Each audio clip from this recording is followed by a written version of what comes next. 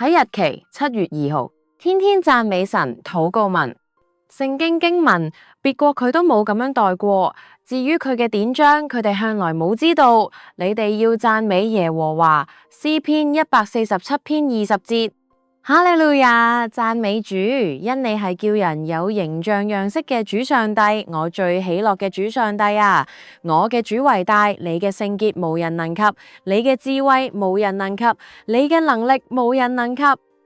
全地嘅主啊，你係萬邦萬國嘅主宰，喺你手中有大能大力，冇人能夠抵擋你。你係扶持謙卑人，將惡人傾覆於地。